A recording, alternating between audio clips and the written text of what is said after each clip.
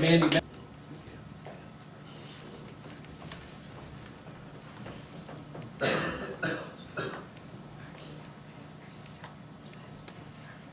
I'm Mandy Metcalf. I'm a resident of the city of Cleveland. I'm sometimes a cyclist and very often a pedestrian.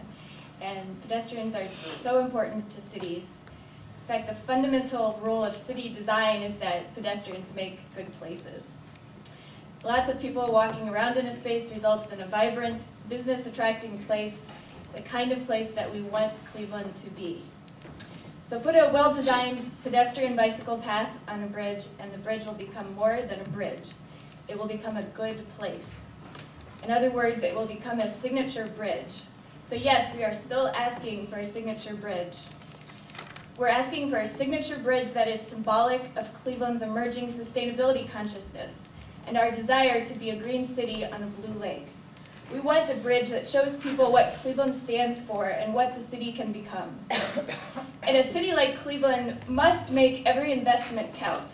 We must make sure every single investment in our public space makes the maximum contribution possible to creating the kind of place that we want our city to be. And we all know that we cannot afford to miss any opportunities to do this. Pedestrian bicycle access on the Innerbelt Bridge is not only necessary to meet very basic neighborhood needs, it also represents a larger commitment. Please help us show that Cleveland and Northeast Ohio stand for complete streets, equal access for all, healthy living, ecological sustainability, and a commitment to exceptional design by including a pedestrian bicycle path on the Innerbelt Bridge. Thank you. Thank you.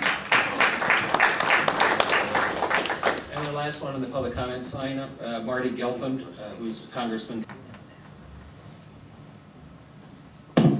Hi, good morning. My name is Marty Gelfand. I'm with Congressman Dennis Kucinich's office. Congressman Kucinich sends his regrets. Today is a legislative day, and he's in Washington representing the people of the 10th District.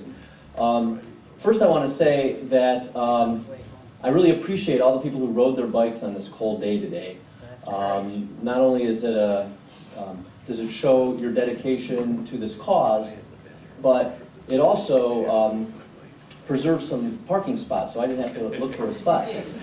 And I said that to be funny, but there's another reason for saying that, and it's because when people use alternative modes of transportation, like bicycles and walking and transit, what they're doing is preserving infrastructure, and they're helping to save infrastructure and to reduce capacity needs. So really building this bridge with a bike lane or a separate roadway is really an investment in, I think, different modes of transportation that these cyclists and pedestrians who came here today can be witness to. But what I really wanted to do today is read this letter that Congressman Kucinich sent to Governor Strickland, and he copied to ODOT, and I submitted a copy of this letter to Howard Mayer for the record of this NOACA meeting.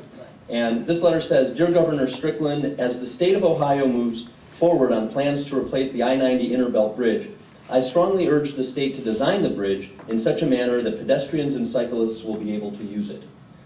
While safety considerations would naturally require that only motor vehicles use the main highway crossing the bridge, there is no reason not to provide a separate roadway for pedestrians and cyclists within the architecture of the bridge.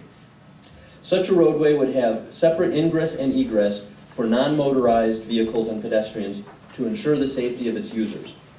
Providing access for non-motorized traffic would enhance the Innerbelt Bridge by making it multimodal and enabling people to have access to the neighborhoods the bridge connects. As we focus more attention to alternative energy sources to combat climate change, the state of Ohio should continue to support alternative modes of transportation for the people of the Cleveland area to cross the Cuyahoga River.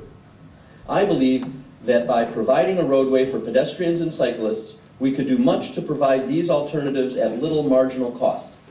Therefore, I urge you to ensure that the state of Ohio include a separate roadway for non-motorized transportation as it finalizes design plans for the I-90 Innerbelt Bridge. Sincerely, Dennis J. Kucinich, Member of Congress, and a copy of this went to ODOT Director Jolene Molatoris and to Project Director Craig Hebebrand. And I have copies of this if anyone wants a copy.